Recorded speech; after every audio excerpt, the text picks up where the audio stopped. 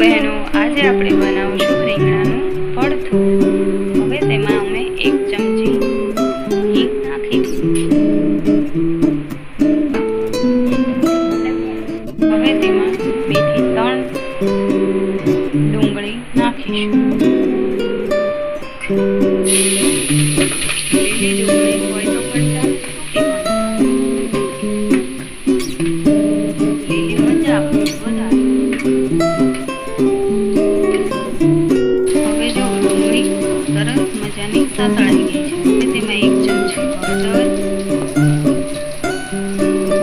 1 ચમચી હળદર નાખ્યા પછી તેમાં 2 સમારેલા ટમેટા નાખવાના છે।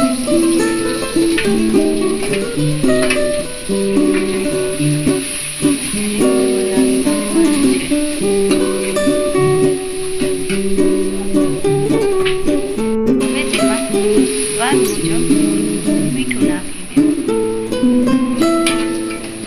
સરસ મજાનું હલાવી મૂકી દેવું।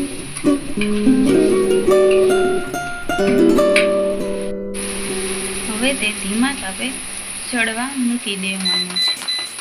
હવે આ બાજુ જે આપણે શેકેલા રીંગણા હોય તેનો નાના નાના છુંદો કરી નાખવાનો।